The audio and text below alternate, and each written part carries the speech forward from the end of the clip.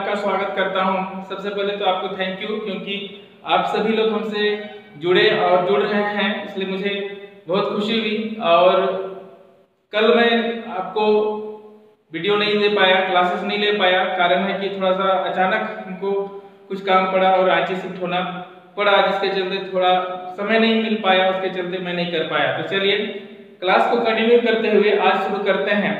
ये हमारा second class है। मैं उम्मीद करूं इंट्रो क्लास आपको समझ में आया होगा। तो ग्रामर क्लास में ना सबसे पहले आज हम लोग शुरू करते हैं सेंटेंस। सेंटेंस को हिंदी में वाक्य बोलते हैं।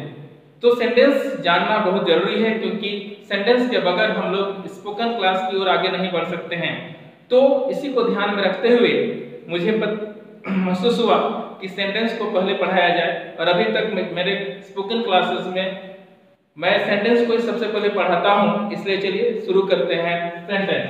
तो ये सेंटेंस की हम बात करते हैं, तो सेंटेंस क्या है ये जानना जरूरी है। What is sentence? सेंटेंस क्या है? What is sentence? तो शब्दों का ऐसा समूह जो पूर्ण अर्थ देता है उसे क्या कहते हैं? सेंटेंस कहते हैं। शब्दों का ऐसा समूह जो पूर्ण अर्थ देता है उसे क्या कहते हैं? सेंटेंस कहते हैं। A group of word which give complete sense is called sentence. A sense के स्थान पर आप मीनिंग यूज कर सकते हैं, कोई अलग मीनिंग नहीं आएगा, उसका अर्थ सेम ही होगा। So once again I am repeating that a group of word which gives complete sense और meaning is called sentence. So I am writing here, look careful, a group of word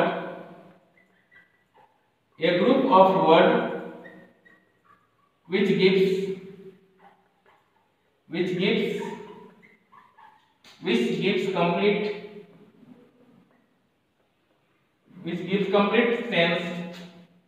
complete sense, or in the place of sense you can use here meaning.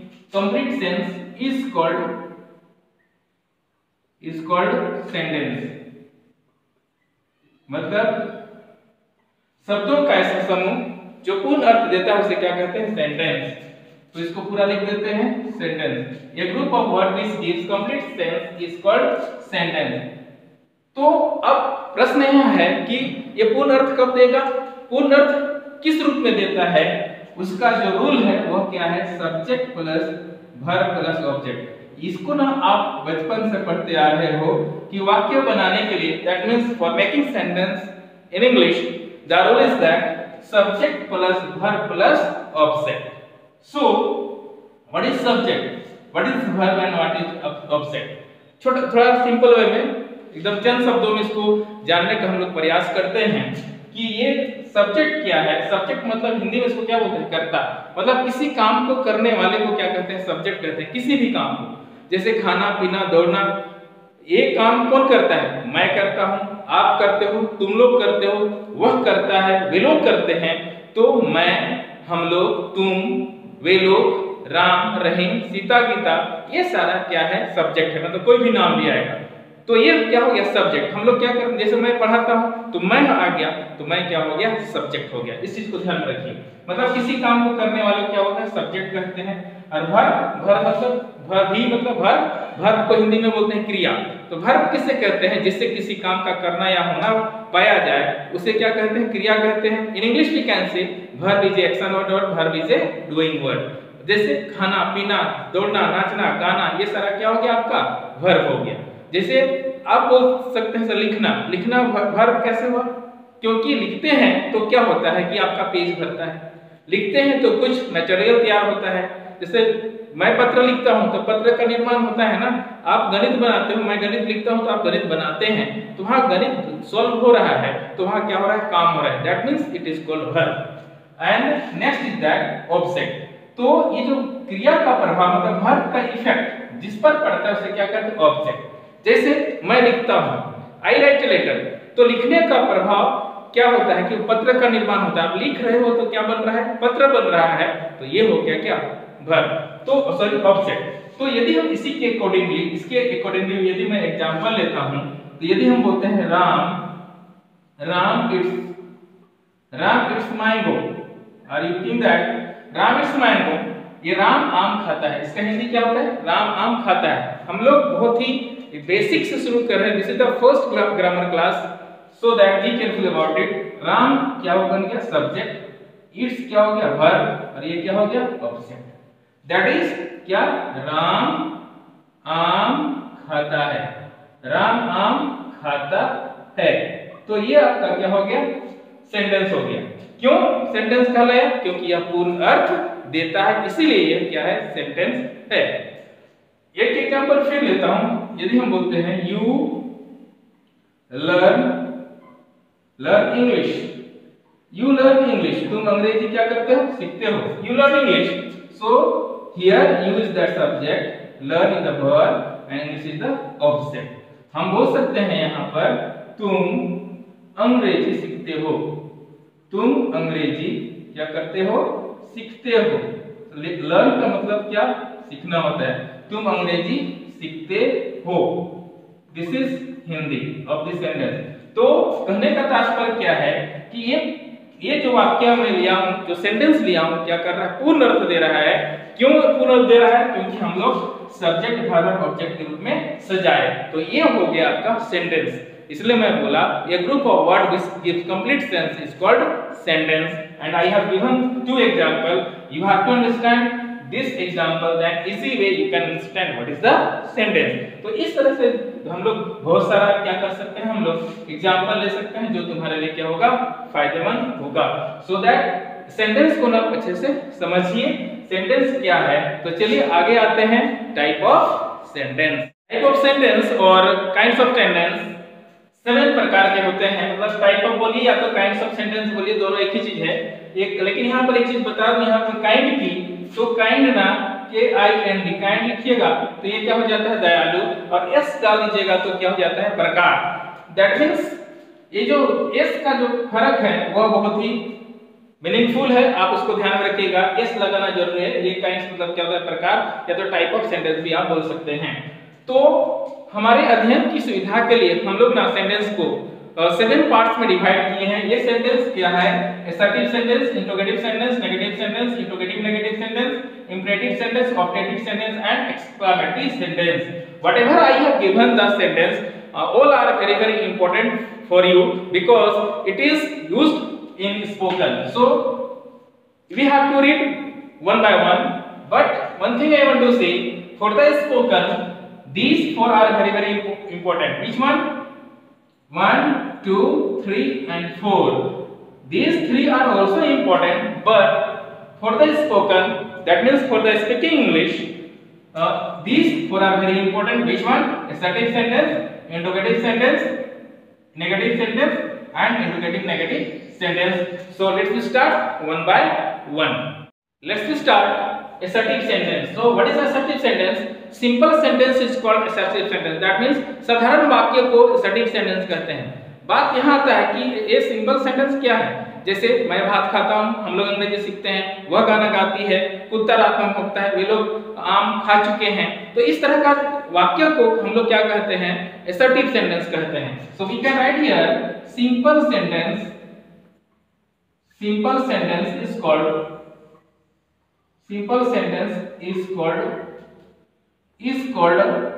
assertive sentence.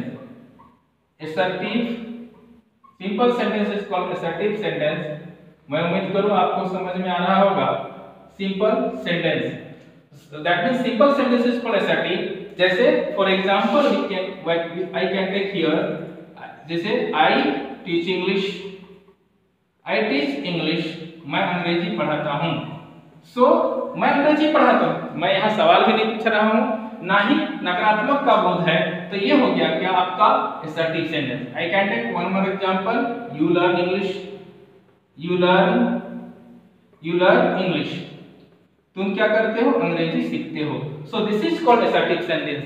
और इसका मैं हिंदी में लिख रहा हूँ, आप इसको जानने का कोशिश कीजिए कि I teach English, मैं अंग्रेजी पढ़ाता हूँ, you learn English, तुम अंग्रेजी सीखते हो। तो जितना भी जैसे वे लोग गाना गा रहे हैं, कुत्ता भौंक रहा है, तो the dog is barking, तो इस तरह का I am planting tree, मैं पेड़ लगा रहा हूँ। तो इस तरह का वाक्य यदि आपको मिलता है तो इसको क्या कहते हैं assertive sentence। मैं उम्मीद करूँ ये assertive sentence समझ में आया होगा। तो चलिए दूसरा हम लोग शुरू करते हैं interrogative sentence। आपको पता ही है interrogative sentence ये इंट्रोगेटिव सेंटेंस है क्या? इंट्रोगेटिव सेंटेंस का परिभाषा क्या? इंट्रोगेटिव को ना हम लोग हिंदी में प्रश्नवाचक वाक्य भी कहते हैं। क्या प्रश्नवाचक मतलब सवाल पूछने वाला। इंट्रोगेटिव सेंटेंस प्रश्नवाचक, इसी से पता चल रहा है सवाल पूछने वाला ना। जिससे पूछते हैं ना तुम क्या कर रहे हो, तुम कहां जा रहे हो, तुम कब आया, तो ये जितना भी सवाल पूछने वाला वाक्य कहलाता है तो उसको कहते हैं इंट्रोगेटिव सेंटेंस। मतलब सवाल पूछना चाहिए, चाहे किसी रूप में भी पूछे। जैसे तुम क्या कर रहे हो, क्या तुम भात खा रहे हो, क्या तुम सो रहे हो, वह कहां जा रहा है, तो जितना भी सवाल पूछने वाला रहेगा ना उसको हम लोग क्या कहते हैं, उसको इंट्रोगेटिव सेंटेंस कहते हैं। So this is the spoken class, so we can say that what is the interrogative sentence, the sentence which is used for asking question. The sentence which is used for asking question is called interrogative sentence. So I can write here the sentence. You have to write also the sentence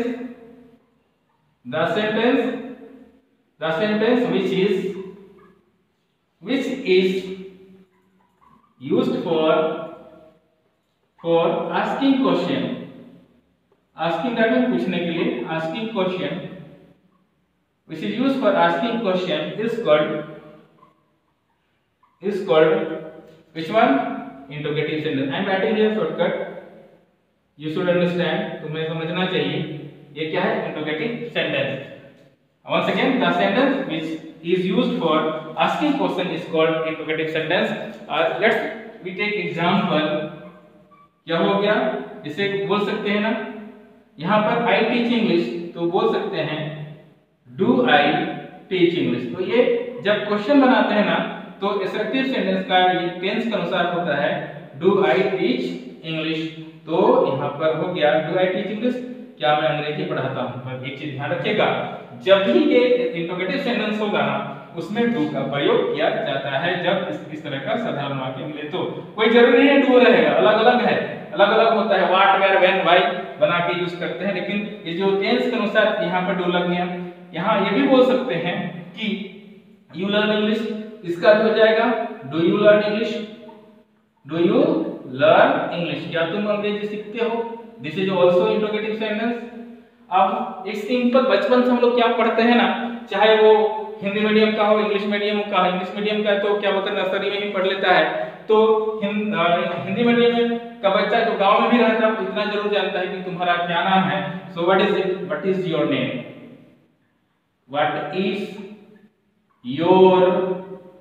What is your name? हम लोग क्या कर रहे हैं यहाँ पर सवाल पूछ रहे हैं, क्या कर रहे हैं, तुम्हारा क्या नाम है। So what is your name, तुम्हारा क्या नाम है, पूछ रहे हैं ना सवाल। तो सवाल पूछने वाला जो भी सेंटेंस होगा उसको क्या कहते हैं हम लोग, इंट्रोगेटिव सेंटेंस कहते हैं। तो ये आया आपका असर्टिव और ये हो गया इंट्रोगेटिव। तो असर्टिव और इंट्रोगेटिव आप समझ लिए, आराम से आपका कौन सा बन जाएगा, नेगेटिव सेंटेंस समझ में आ जाएगा। तो चलिए शुरू करते हैं negative sentence. What is negative sentence? Negative sentence the sentence which gives negative meaning, the sentence which gives negative meaning is called negative sentence।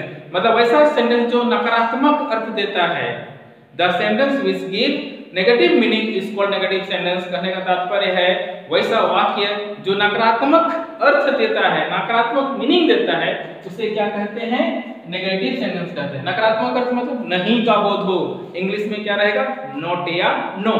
जहां नॉट या नो लग गया तो समझ लीजिए वो क्या है, ये नेगेटिव सेंटेंस है। So we can see what is the negative sentence, the sentence which gives, you can write here the sentence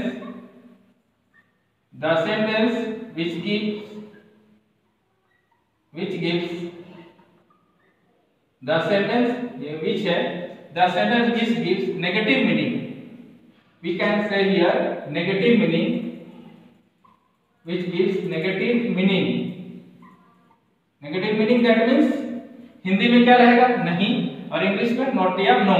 negative meaning is called negative sentence. यहाँ पे हम इसको ना शॉर्टकट लिख रहा हूँ, यहाँ पर बीच में कैपिटल लेटर नहीं लिखा जाता है इसलिए हम एन लिखेंगे।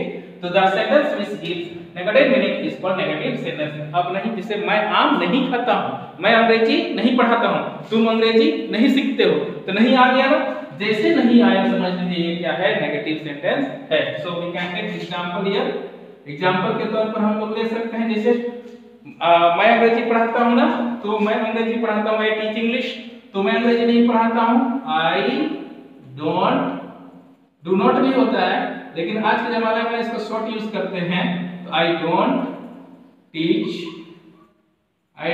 इंग्लिश, मैं अंग्रेजी नहीं पढ़ाता हूँ, हो गया। मैं अंग्रेजी नहीं पढ़ाता हूँ, नहीं आया ना। जैसे तुम अंग्रेजी नहीं सीखते हो, यू डोंट लर्न इंग्लिश, ये आर है, ध्यान रखिएगा, यू डोंट लर्न इंग्लिश, तुम अंग्रेजी नहीं सीखते हो। तो ये क्या है, नेगेटिव सेंटेंस। क्यों? क्योंकि यह क्या कर रहा है, नकारात्मक अर्थ देता है, यहाँ क्वेश्चन मार्क का प्रयोग नहीं किया जाता। ध्यान रखिए, जिसमें नेगेटिव अर्थ आया नहीं का बोध हो हिंदी में और इंग्लिश में नॉट या नो लगे, तो समझ लीजिए वो क्या है, नेगेटिव सेंटेंस है। अब नेगेटिव आप सीख गए, तो चलिए इसके बाद जो फोर्थ नंबर हमें आता है कि हमारा interrogative negative sentence, very very important.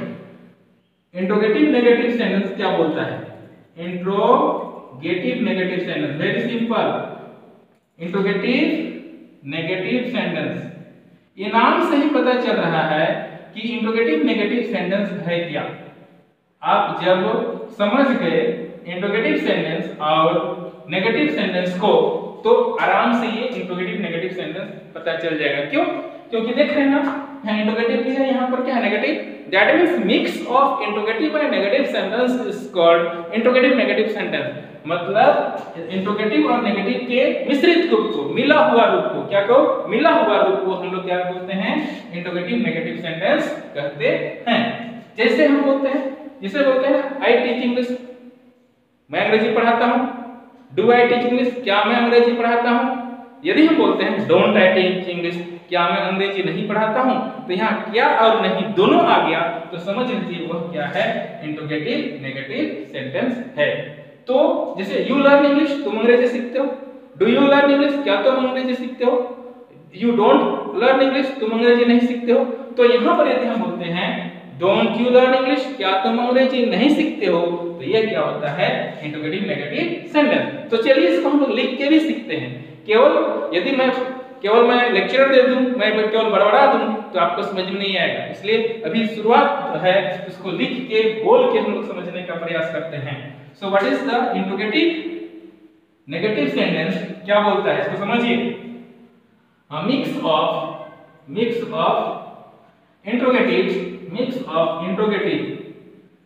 Of interrogative लिख दे रहा हूं, mix of interrogative and negative, mix of interrogative and negative sentence is called interrogative negative sentence. इसको शॉर्टकट में interrogative negative sentence, mix of interrogative and negative sentence. अब mix रहेगा। आप interrogative में क्या पढ़ करते थे, सवाल पूछते थे ना, सवाल पूछते थे इंट्रोगेटिव में, डू यू लर्न इंग्लिश। अब नेगेटिव में क्या, तुम अंग्रेजी नहीं सीखते हो, यू डोंट लर्न इंग्लिश। लेकिन यहाँ पर क्या करेंगे, तुम अंग्रेजी नहीं सीखते हो। ध्यान देना प्लीज, एग्जांपल पर बहुत ध्यान देना है, इस पर, इसका एग्जांपल। जैसे मैं बोलता हूं, एक यू लर्न इंग्लिश वाला को लेते हैं, यू लर्न इंग्लिश, तुम अंग्रेजी सीखते हो।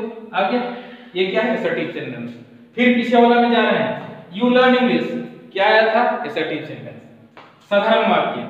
यदि हम लोग आते हैं इंट्रोगेटिव सेंटेंस में, यहां डू डाले थे ना, डू यू लर्न इंग्लिश, क्या तुम अंग्रेजी सीखते हो, क्वेश्चन मार्क, सवाल पूछ रहे हैं, सवाल पूछने वाला हो गया। अब आया नेगेटिव सेंटेंस जो यहां मैं बताया, तो क्या यू डोंट लर्न इंग्लिश, तो होगा यू डोंट लर्न इंग्लिश, हो गया ना, तुम अंग्रेजी नहीं सीखते हो। अब जो लास्ट हमारा बचता है क्या, इंट्रोगेटिव नेगेटिव सेंटेंस। मैं पहले बोला था ये चार बहुत ही महत्वपूर्ण है, इसलिए मैं चारों को लिख रहा हूं, ध्यान रखिएगा। तो यहां पर इस डोंट को पहले लिखा जाता है, तो हो गया don't you learn English, don't you learn English, don't you learn English. तो ध्यान दे रहे होंगे आप, यहाँ इंट्रोगेटिव है, ये भी इंट्रोगेटिव, यहाँ भी इंट्रोगेटिव है ना, तो यहाँ भी क्वेश्चन मार्क लगेगा। ध्यान रखिए, तो इसी की चर्चा कर रहे हैं इसमें इंट्रोगेटिव नेगेटिव सेंटेंस में। क्या है? यू लर्न इंग्लिश, तुम अंग्रेजी सीखते हो। डू यू लर्न इंग्लिश, क्या तुम अंग्रेजी सीखते हो। यू डोंट लर्न इंग्लिश, तुम अंग्रेजी नहीं सीखते हो। डोंट यू लर्न इंग्लिश, क्या तुम अंग्रेजी नहीं सीखते हो। इसमें क्या है? क्या तुम अंग्रेजी नहीं सीखते हो, क्या और तुम क्या है, दोनों है, इसलिए ये क्या कर रहा है यार, इंट्रोगेटिव नेगेटिव सेंटेंस। सो इसी प्रकार यदि हम बोलते हैं तुम पेड़ लगाते हो, असर्टिव, क्या तुम पेड़ लगाते हो, इंट्रोगेटिव, तुम पेड़ नहीं लगाते हो, क्या तुम पेड़ लगाते हो, असर्टिव, क्या तुम पेड़ लगाते हो, इंट्रोगेटिव, तुम पेड़ नहीं लगाते हो, नेगेटिव, क्या तुम पेड़ नहीं लगाते हो, ये हो गया इंट्रोगेटिव नेगेटिव सेंटेंस। जहां पर क्या और नहीं दोनों आ गया, समझ लीजिए वो क्या है, इंट्रोगेटिव नेगेटिव सेंटेंस है। तो ये चार बहुत ही महत्वपूर्ण है। असर्टिव सेंटेंस साधारण वाक्य, इंट्रोगेटिव सेंटेंस सवाल पूछने वाला, नेगेटिव सेंटेंस नहीं का बोध कराता है, और इंट्रोगेटिव नेगेटिव सेंटेंस क्या और नहीं दोनों होता है। ये चार चीज को पकड़ कर रखिए, स्पोकन में बहुत काम देगा, क्योंकि जब तक ये चारों सेंटेंस को नहीं जानेगा तो आपको बहुत ही परेशानी होगा। तो ये चार मैं पढ़ा चुका, तो चलिए नेक्स्ट हम लोग चलते हैं इंपरेटिव सेंटेंस। चलिए अब शुरू करते हैं हम लोग इंपरेटिव सेंटेंस। इंपरेटिव सेंटेंस क्या कहता है, तीन चीज का बोध कराता है। क्या कहता है ना, तीन चीज का बोध कराता है, उसका ध्यान में रखिएगा। ये तीन चीज क्या है मैं पहले बता दूं, ऑर्डर, रिक्वेस्ट और एडवाइस। ऑर्डर मतलब जानते हैं ना, आदेश देना। रिक्वेस्ट का मतलब होता है क्या, अनुनय करना, और एडवाइस का मतलब क्या होता है, सलाह देना। तो ये तीन चीज का बोध, तीन चीज में कोई भी एक चीज का, ऐसा मत सोचिए कि तीनों का बोध हो, नहीं, तीन में से एक का भी बोध कराएगा तो उसको क्या कहेंगे हम लोग, उसको इंपरेटिव सेंटेंस कहते हैं। सो हाउ टू डिफाइन, कैसे, how to define the imperative sentence, the sentence which shows about, the sentence which shows about order, request और advice is called imperative sentence. For so let's see from in definition, the sentence which shows about, ठीक है, इधर लिख देता हूं मैं, which shows about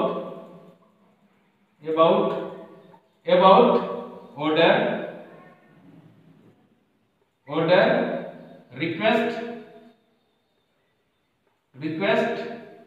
order, request और advice is called which one, imperative sentence। ये क्या है, imperative sentence है। imperative sentence ध्यान रखिएगा, मैं शॉर्टकट लिख दे रहा हूं यहाँ पर, इसको मत समझिएगा कि ये इंट्रोगेटिव सेंटेंस है, इंपरेटिव सेंटेंस है, क्योंकि मैं इसके आधार पर लिखा हूं। तो ये इंपरेटिव सेंटेंस तीन चीज की बात हुआ, क्या, ऑर्डर, रिक्वेस्ट और एडवाइस।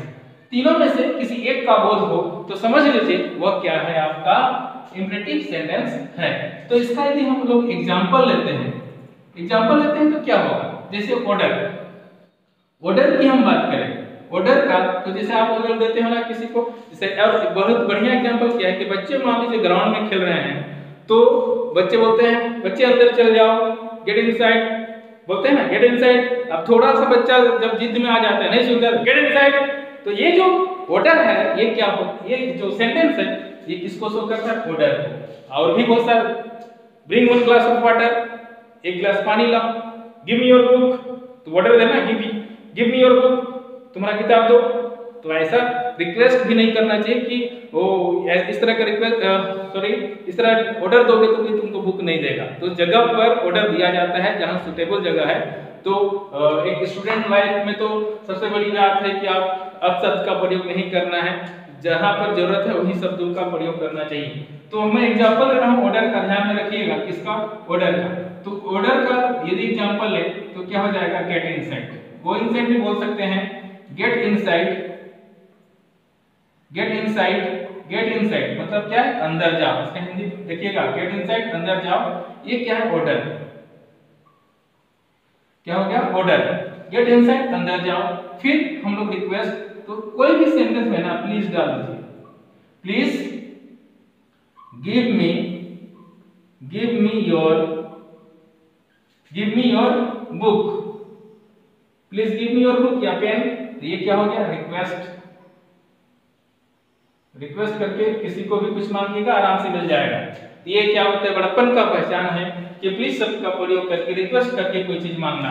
वो ऑर्डर देके आप किसी को मांगिएगा ना तो मिलेगा ही नहीं। तो ये हो गया ऑर्डर, ये हो गया रिक्वेस्ट। और एक बचता एडवाइस, सलाह। जैसे हम लोग सलाह देते हैं ना, हेल्प द पुअर, गरीबों का मदद करो, लेकिन अधिकतर लोग नहीं करता है। सेव द वाटर, पानी बचाओ, लेकिन हम लोग बचाते नहीं। लेकिन आप पानी बचाना चाहिए क्योंकि पानी बहुत ही महत्वपूर्ण, water is very precious, so that you must save the water. So please give me your book, ये रिक्वेस्ट हो गया। तो एडवाइस है तो हम बोलते हैं सेव द वाटर, इसी को डालते हैं सेव द वाटर, पानी बचाओ, या तो बोलते हैं हेल्प द पुअर। लेकिन मैं क्या सलाह दूंगा, यू लर्न इंग्लिश, है ना, यू मस्ट लर्न इंग्लिश, तुम्हें अंग्रेजी अवश्य सीखनी चाहिए। ये मेरे तरफ से क्या है सलाह है, because in present each and every work is happening due to English, so that you must learn English, because wherever you go, it may be India, it may be other country, you can find the English. Without English you can't survive, so that you must learn English. So let's see, come save the water, ये क्या है आपका advice है। ये क्या हो गया advice, आप क्या दे रहे हैं, सलाह दे रहे हैं। तो ये आपका क्या हो गया इंपरेटिव सेंटेंस। तो तीन चीज का बात हो, मतलब तीन में से कोई एक का, ऑर्डर, रिक्वेस्ट और एडवाइस का पता चले, वो क्या हो गया इंपरेटिव सेंटेंस। तो आपका जो छठा नंबर का जो सेंटेंस आता है वो क्या आता है, ऑप्टेटिव सेंटेंस। ऑप्टेटिव सेंटेंस, ये ऑप्टेटिव सेंटेंस क्या है, ये what is optative sentence, very simple. जिस तरह से ये जो इंपरेटिव सेंटेंस में ऑर्डर, रिक्वेस्ट और एडवाइस की बात हुई, उसी प्रकार जस्ट लाइक क्या बोलते हैं ना, ये सेंटेंस जिसमें ऑप्टेटिव में तीन चीज की बात होता है, wish, bless and curse. Wish, bless and curse. So I can write here the sentence which shows about order, request or advice. The sentence we can write here, the sentence which shows about, sorry, ये shows का spelling ध्यान रखिएगा, shows about wish, ध्यान दीजिए तीन को, wish, bless और curse, C-U-R-S-E, curse. Curse is called, पूरा कर देते हैं, इज कॉल्ड, ये इज कॉल्ड क्या, ऑप्टेटिव सेंटेंस में shortcut optative sentence. Optative sentence में कौन कौन तीन चीज, देखिए विश, ब्लेस, कर्स। अब इसका यदि हम लोग एग्जांपल लेते हैं, ध्यान रखिएगा, विश मतलब क्या करना, शुभकामना देना ना, जैसे आप बोलते हैं ना बेस्ट ऑफ लक, लेकिन इसका जो पूरा सेंटेंस होता है best of luck to you, लेकिन हम लोग शॉर्टकट में काम चलाते हैं बेस्ट ऑफ लक।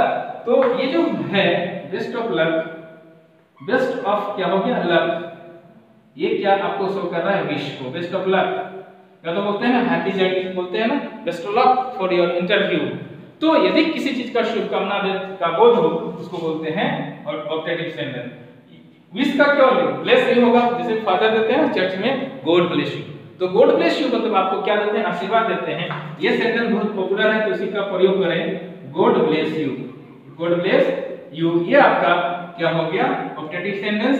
क्यों, क्योंकि ये किसको शो कर रहा है, ब्लेस को शो कर रहा है, किसको, ब्लेस को शो कर रहा है। अब तीसरा आता है कर्स। कर्स मतलब क्या, अभिशाप, श्राप देना जिसको बोलते हैं, लेकिन श्राप नहीं देना चाहिए, ये अच्छी बात नहीं है।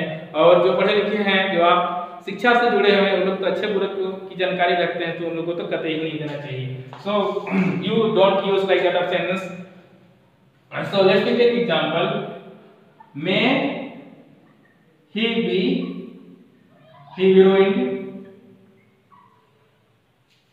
ruined, ये मे ही बी ruined है ना। ये ruined मतलब क्या होता है, बर्बाद हो जाना। मैं उम्मीद करूं ये स्पेलिंग सही हो, ruined, R-U-I-N-E-D, ruined। ये क्या हो गया, और इसका यदि स्पेलिंग गलत हो, या तो मे ही बी ruined के स्थान पर दूसरा मे he B spoil, S-P-O-I-L, may he B spoil, इस बार करें वह क्या हो जाए, बर्बाद हो जाए। तो ruined भी यूज कर सकते हैं, spoil भी यूज कर सकते हैं। तो यहाँ पर ये जो spoil may he be ruined, वह क्या हो जाएगा, बर्बाद हो जाएगा।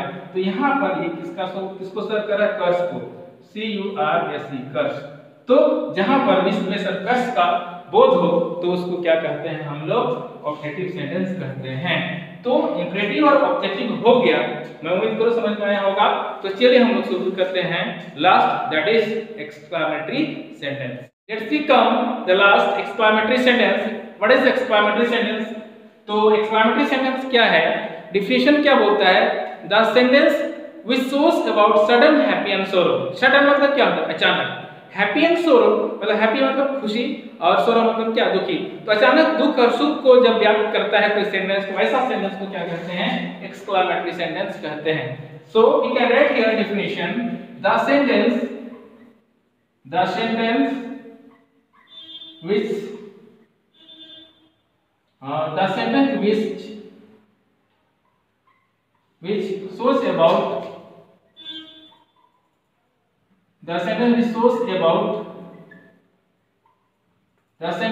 shows about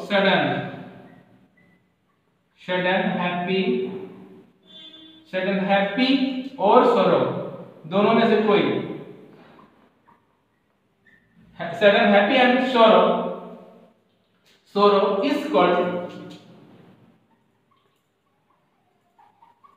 is called which one, exclamatory sentence।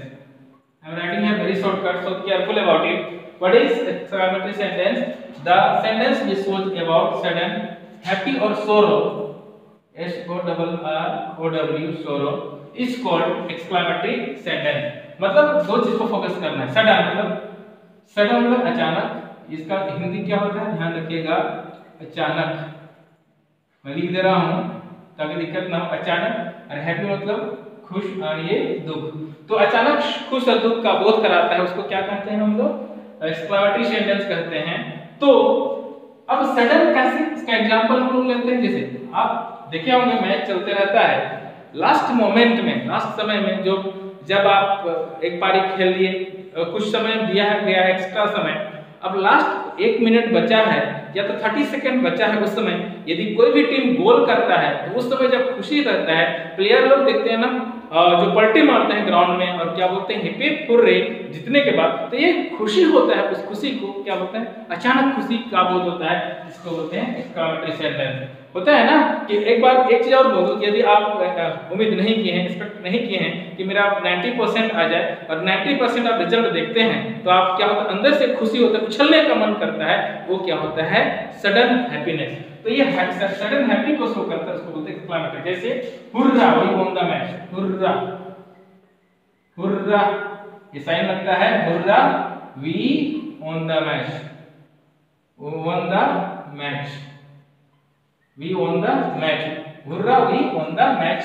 आप बोल सकते हैं यहाँ कि और एक आध एग्जांपल हैप्पीनेस का, जैसे हम बोलते हैं, दोनों तो बताया ना, जैसे अचानक आप नंबर वो क्या बोलते हैं, बहुत ज्यादा नंबर ले आते हैं तो आप खुश होते हैं, वो भी सडन खुशी है।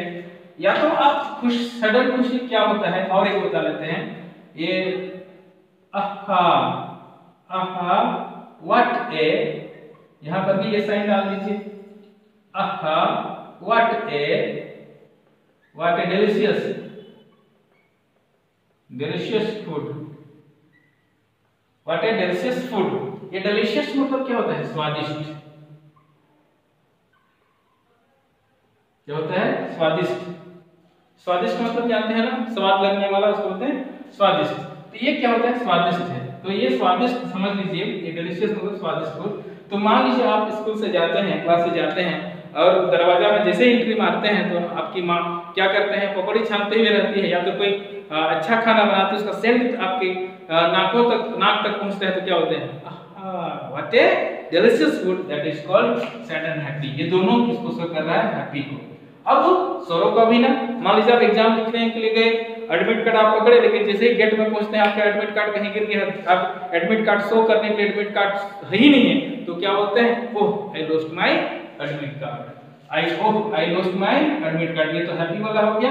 तो क्या करेंगे हम, oh I lost my admit card, admit card, ये oh I lost my admit card. तो ये जो सेंटेंस है ये वाला, ये किसको शो करता है, सोरो को। तो ये सडन, अचानक होता है ना, आपका पॉकेट में से जो जरूरी काम था पैसा गिर जाए तो ओह आई लॉस्ट माय मनी बोलिएगा ना। तो इस तरह का जो सेंटेंस होता है उसको क्या बोलते हैं, exclamatory sentence.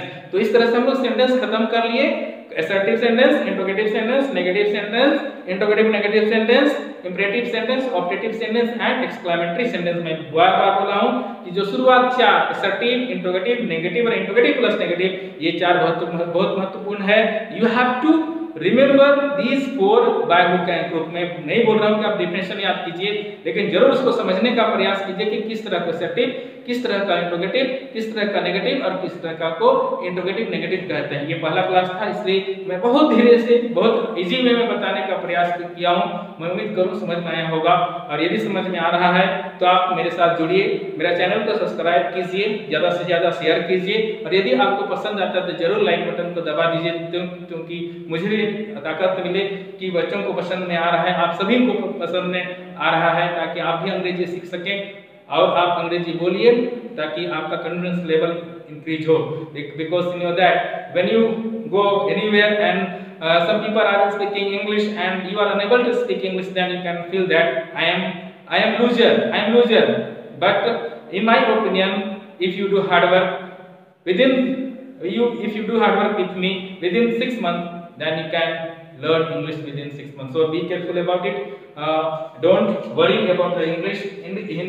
English is a language. So मिलते हैं नए क्लास में नए उमंग और जोश के साथ। और हाँ, एक चीज बोलना मैं भूल गया, इसका जो नोट चाहिए तो मेरा जो लिंक रहता है तो डिस्क्रिप्शन रहता है, उसका लिंक में जाइएगा, इसका सारा नोट्स मैं वहां पर दे दूंगा। लिंक में जाके घुसिएगा, वहां पर थोड़ा ब्रोशर में जाके खुलेगा, इसका नोट मिल जाएगा, क्योंकि नोट भी चाहिए आपको, क्योंकि आप नोट बना लीजिएगा, अच्छे से पढ़ लीजिएगा। मिलते हैं नए वीडियो में। जय हिंद।